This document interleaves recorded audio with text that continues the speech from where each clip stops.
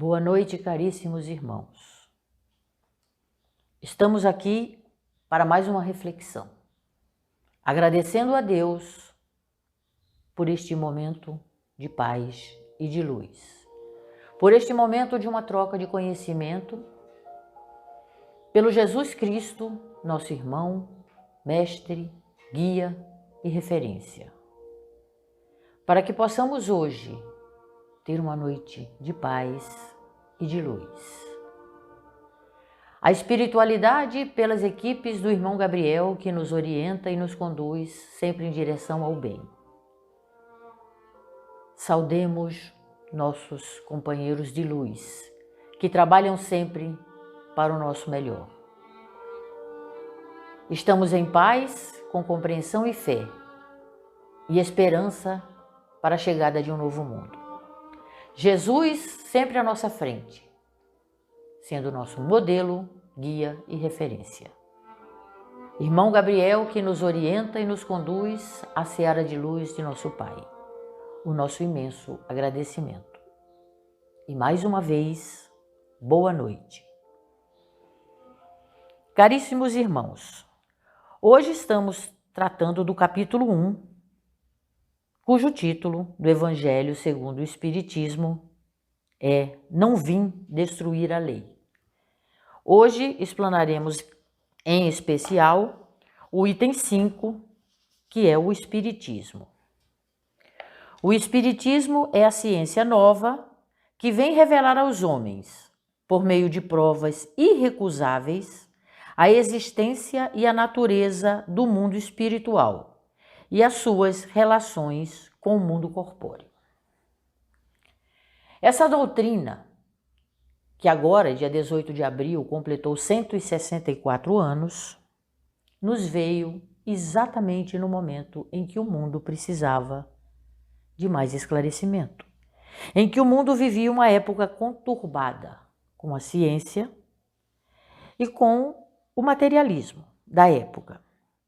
E foi pelo codificador Allan Kardec que veio cumprir uma promessa de Jesus, que quando se dirigiu aos seus discípulos, ele disse: Eu vou, mas rogarei ao Pai que nos mande um novo Consolador, para relembrar o que já foi dito. E assim se cumpriu através da doutrina. Essa doutrina esclarecedora que nos consola, que nos acalma, que nos transmite o conhecimento de quem somos, de onde viemos e para onde vamos. Diremos que a doutrina espírita, ou o espiritismo, tem por princípio a relação do mundo material com o mundo dos espíritos, seres do mundo espiritual. Ouçamos as vozes do céu. Essa doutrina que chega a nós como uma ferramenta, porque o materialismo não é de hoje, o materialismo vem de muitos séculos. E essa doutrina vem exatamente com ferramentas, porque na época da doutrina, na época em que ela chegou a 164 anos atrás, o mundo vivia conturbado. Com os equívocos das religiões, as pessoas se confundiam, se perdiam.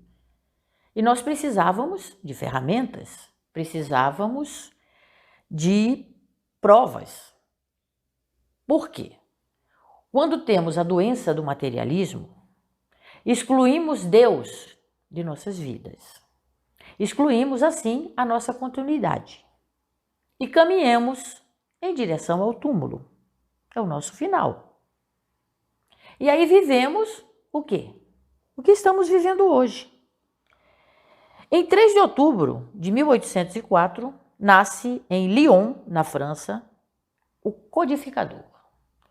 Denisard Hippolyte Léon Rivail, que usa o codinome de Allan Kardec. Allan Kardec foi discípulo do célebre Pestalozzi, pedagogo, famoso. E Allan Kardec sempre teve a intuição da ciência, da pesquisa, do descobrimento. foi quando surgiram alguns fatos mediúnicos, o qual ele foi chamado, e trazendo assim, resumindo a história, que é imensa, do nosso Allan Kardec, ele traz em 1857 o Livro dos Espíritos, o qual, a 18 de abril agora passado, fizemos 164 anos dessa doutrina esclarecedora.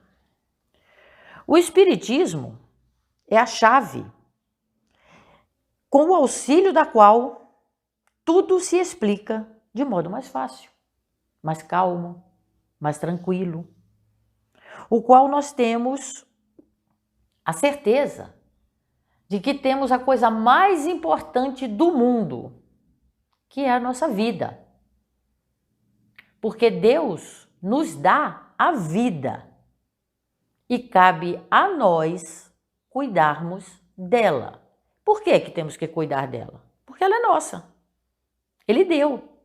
E quando ele dá, é nosso. Temos que cuidar. Temos que crescer. Temos que usar as ferramentas que nos esclarecem para que descubramos de onde viemos, quem somos e para onde vamos. Porque tudo, absolutamente tudo, tem um caminho em direção ao Criador. Podemos usá-la bem, como ele assim espera? Podemos. Mas aí depende do quê? Das nossas escolhas para que possamos ter qualidade de vida. Para isso, ele nos dá também virtudes.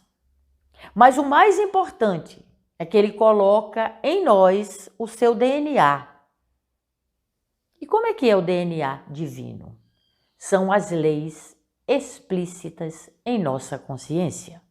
E quais são as leis do DNA de Deus? Amai a Deus sobre todas as coisas, de todo o seu ser, em todo o seu coração. E ao próximo como a ti mesmo. Esse é o DNA que trazemos. Esse é o DNA que muitas vezes procuramos não ver, mas que essa doutrina nos esclarece. Porque quando houve a chegada da doutrina espírita, as religiões estavam equivocadas. Começou a existir o materialismo, mas o materialismo ele não nasceu com o mundo. O materialismo é uma colocação nossa. Foi lá, mais ou menos lá pelo século XIX, XX, que surgiu esses erros, esses equívocos nossos. E aí precisava de uma doutrina que tivesse ferramentas, que tivesse explicações, que tivesse direcionamento. E surge então a doutrina espírita, que vem esclarecedora. E quando Jesus diz, não vim destruir a lei, porém cumpri-la. Que lei? A lei divina, que está em todos. E o Espiritismo nos diz, não venho destruir a lei cristã, mas dar-lhe execução. O Espiritismo é a ciência que estuda a natureza, a origem e o destino dos espíritos, bem como sua relação com o mundo corporal. E qual é a lei cristã espírita? Nascer, viver, morrer e renascer.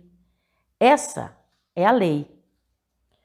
Os objetivos da doutrina espírita, há um pouco mais de 157 anos, lançadas por Allan Kardec, veio atender a uma promessa, como eu já falei agora há pouco, de Jesus, que se dirigiu aos espíritos, dizendo que rogaria ao Pai. E o Pai manda o Espírito de verdade, que está sempre nos respondendo, nos esclarecendo, nos orientando. São as vozes do céu. A doutrina vem para consolar, vem para esclarecer nossas perguntas e atitudes indefinidas. O materialismo, hoje vemos que é imenso, mas estamos vivendo o que hoje? Estamos indo em direção ao túmulo? Se essa for a proposta, se excluirmos Deus de nossas vidas, se excluirmos a continuidade, estamos caminhando para o túmulo. Se essa for a proposta, estamos vivendo o que estamos vivendo hoje. Mas se procurarmos, através da doutrina, a explicação para o que está acontecendo hoje, encontraremos sempre Deus à frente. Ele não precisa de motivos para nos levar daqui. Nós precisamos de motivos para permanecermos aqui. E esses motivos estão dentro de nós, cumprindo a lei, porque Jesus foi nosso modelo, foi nosso guia, é a nossa referência. Temos vontade de viver? Temos. Estamos vivendo isso hoje, essa vontade? Estamos. Estamos nos unindo pelo amor? Estamos. Estamos vendo o que estamos vendo, nossos entes queridos partindo, nossos amigos, parceiros. Possamos entender o que isso quer dizer? Podemos. A doutrina nos esclarece. Não estamos aqui a passeio. Estamos aqui para cumprir um compromisso divino com a nossa evolução, através do amor. Não foi isso que Jesus veio ensinar a nós? O amor? E o que nós fizemos? Com quem veio nos ensinar o amor? Através dessa doutrina. Jesus, que com sua luz imensa, por si só, não precisava de tantos esclarecimentos. Mas o que fizemos com os nossos equívocos?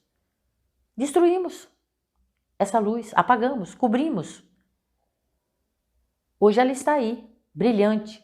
Quando ele disse para nós, deixai brilhar a vossa luz. Ele se referia a quem? A ele? Ele tem luz própria. A dele já brilhava. Portanto, ao Espiritismo compete a tarefa inestimável de espalhar a nova luz sobre a humanidade. No livro Luz do Mundo, de Viana de Carvalho, ele diz isso, que a doutrina nos esclarece, que ela abre as portas para uma humanidade melhor, para um ser maior. Quando Jesus diz a cada um segundo as suas obras, é aí que ele está dizendo que semeia o que quer escolher. Porque isso é óbvio. A gente planta o que quer colher. Porque ninguém planta abacaxi para colher morango. Não é verdade? Tem a parábola do semeador. Ele trouxe inúmeras provas de que estamos vivendo para crescer, que a vida é um crescimento. Porque se você nasce, você cresce, você floresce. E se você floresce, você dá bons frutos. A partir do momento em que temos maiores esclarecimentos, informações mais esclarecedoras e precisas, essa responsabilidade aumenta. Aí Jesus volta a nos dizer: a quem muito foi dado, muito será cobrado. Essa doutrina nos convida a valorizar a vida, a valorizar a oportunidade de que Jesus nos deu em todos os sentidos, a aproveitarmos a oportunidade de estarmos encarnados na Terra nesse momento crucial da evolução humana. Por isso, todas as escolhas que fizermos implica em consequências. Tudo me é lícito, mas nem tudo me convém. Não é assim? O apóstolo Gentios diz isso pra gente. Tudo posso, mas nem tudo me convém. Por quê? Porque as escolhas são nossas. Temos o conhecimento? Temos. Temos a direção? Não sei. Procuramos. Aí a cobrança vem. E essa cobrança vem por nós mesmos. O Espírito de verdade nos diz que todas as verdades estão no cristianismo. E os erros nele embutidos têm origem humana. As verdades estão no cristianismo, mas os erros quem colocamos fomos nós. Nós é que nos equivocamos. Nós é que misturamos. Emmanuel tem uma pérola valiosíssima sobre isso. Eu, inclusive, já falei até em outras palestras, não sei se alguém lembra. Você vem num deserto perdido, morrendo de sede e perdido. Você encontra um oásis, onde tem água fresca, frutas e sombra. Você bebe da água, você come das frutas, você descansa nas sombras. Mas continua perdido e segue adiante, procurando um rumo. Encontra uma placa, Pirassununga 10 quilômetros. Agora você sabe para onde você vai. Agora você tem o rumo, tem a direção. E ele fecha dizendo: Espíritas, amai-vos. É o oásis, é as frutas, é a sombra, é a água fresca. E estudai, é o rumo, é a direção, é saber para onde vai. E é por esse amor, por essa vida que nos é dada com um amor incomensurável, divinamente belo, com as virtudes que são colocadas à nossa disposição, para que nasçamos, cresçamos e floresçamos sempre no amor do Cristo nos unindo. Que tenhamos a compreensão da fé, a alegria e a gratidão por estarmos encarnados hoje, cumprindo um compromisso, uma promessa que fizemos antes de nascer ao Pai Eterno, Deus, em sua infinita bondade, que não espera de nós a perfeição, mas também não espera que justifiquemos nossos erros. Que Deus nos abençoe. Que Jesus Cristo esteja sempre à nossa frente, acima, abaixo, em volta de nós, conduzindo-nos sempre em direção ao bem, porque o bem e o belo sempre ficam. O mal é passageiro, se dissipa, some, mas o bem e o belo ficam. E que nós sejamos essas flores de luz que Deus semeou aqui neste planeta. A pátria do Evangelho seja sempre a nossa meta maior. Pelo irmão Ismael, agradeçamos por estarmos aqui hoje na pátria do Evangelho, onde o novo mundo chegando nos dará a esperança de sermos seres maiores, seres melhores, amparados pelo poder de Deus. Agradeço a Deus por mais essa reflexão, a Jesus pelo seu abraço fraterno de luz, ao irmão Gabriel através das suas equipes, nos conduzindo e nos orientando, sempre em direção ao bem. E a vocês, caríssimos irmãos, pela gentileza de estarem comigo trocando essa ideia.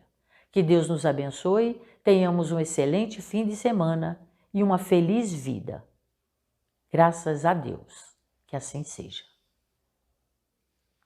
O que a Kátia colocou para a gente é muito importante, trazendo toda essa retrospectiva histórica, toda essa importância do Espiritismo como terceira revelação em nossas vidas.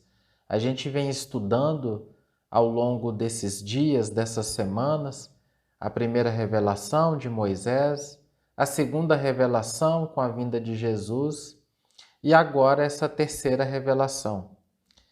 E aí é interessante, gostaria de fazer uma pequena consideração. Vamos retornar ali em Jesus e perceber que Jesus sempre gostava de contar histórias, contar parábolas. Até quando nós lemos, principalmente as obras de Neio Lúcio, que relata diversas conversas de Jesus com os apóstolos durante o evangelho no lar que ocorria na casa de Pedro, nós sempre percebemos que Jesus levava a plateia a refletir por meio de histórias. Os contadores de história, eles têm uma técnica que eu acredito que seja interessante a gente abordar aqui, porque ela vai gerar toda essa conexão com o Espiritismo. Existem duas maneiras de eu contar uma história. Vamos pegar um exemplo bastante concreto. Eu posso contar uma história para algumas crianças e no meio da minha história eu dizer que havia um cavalo branco muito bonito.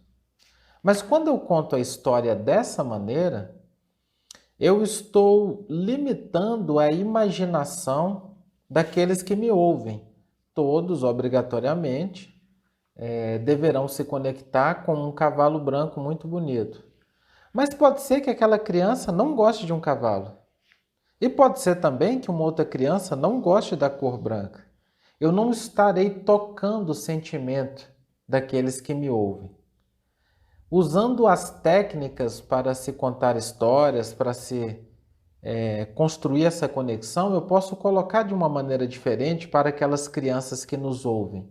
Eu posso colocar o seguinte: eu vou contando a história e posso dizer, naquele momento eu encontrei o animal que eu mais gostava, da cor mais linda que me fazia mais feliz.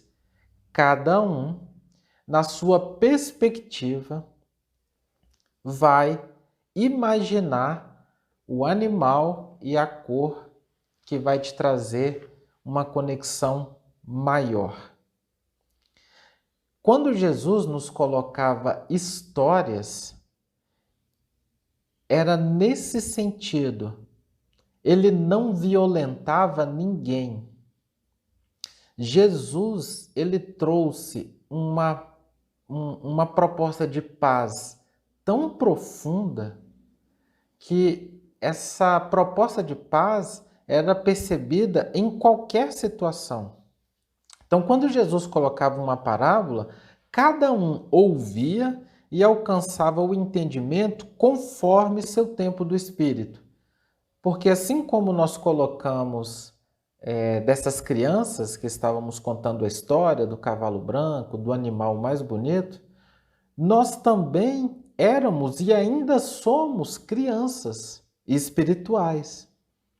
E o Mestre nos trouxe essas histórias para que naquele momento pudéssemos alcançar até onde nos era possível, dentro da nossa razão, compreensão, dentro da nossa experiência de amor, de maneira que essa história ela pudesse ser repetida ao longo da eternidade.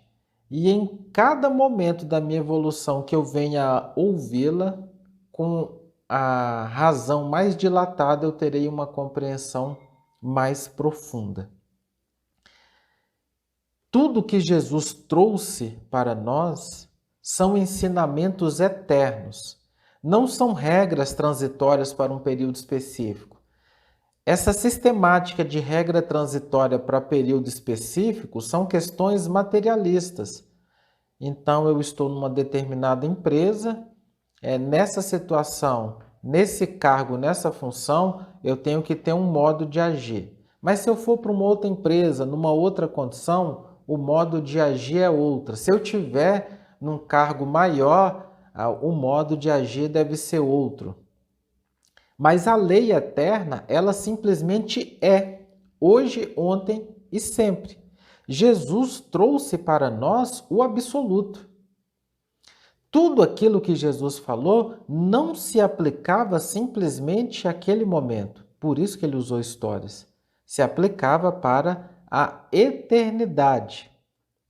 E ele foi tão sábio, agiu de maneira tão superiormente grandiosa, que ele colocou de maneira que a verdade que ele trouxe, aquilo que ele colocou, serviria para a eternidade sem violentar ninguém. Feito essa breve colocação, essa introdução, por que nós apresentamos essa reflexão? Porque o Mestre disse que mais à frente enviaria o Consolador, que traria de maneira detalhada a explicação e o porquê profundo de tudo que ele colocou. Foi quando surgiu para nós o Espiritismo, que é a terceira revelação. E é engraçado como a história se repete. Moisés foi rechaçado, perseguido,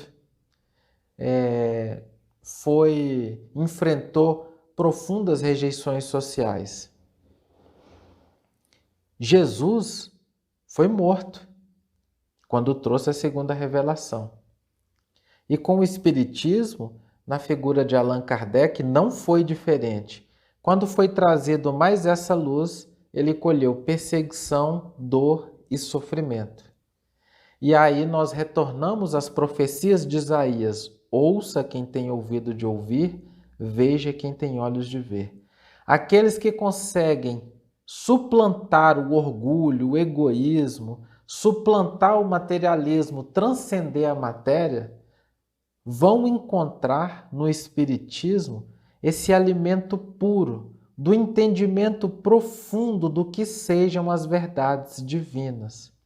E é esse convite que nós fazemos, como a nossa amiga Kátia colocou, nessa viagem do deserto, é esse convite que nós fazemos para que a gente se entregue de cabeça ao estudo do Evangelho e à vivência do amor, para que a gente possa realmente aurir, sentir, vivenciar tudo que a doutrina espírita traz para nós, porque ao nos entregarmos a essa terceira revelação, todos nós vamos ser felizes. Todos nós vamos encontrar a paz do coração, vamos encontrar a felicidade plena e vamos ter a certeza e a tranquilidade do rumo certo. O Espiritismo vem diluir todas as ansiedades, todas as dúvidas, vem balsamizar e acalentar todas as aflições. A terceira revelação é a oportunidade sublime para que, em complemento à primeira e à segunda revelações, possamos nós agora, de maneira racional, firme, concreta e com a vontade fortalecida, seguir em frente na direção da lei de amor, na lei de justiça, de caridade, na direção de sermos todos nós felizes. Portanto, fica a nossa profunda gratidão a essa equipe espiritual bendita que trouxe para todos nós que temos olhos de ver e ouvidos de ouvir, para sentir a grandiosidade e a beleza da doutrina espírita que nos consola e nos traz paz.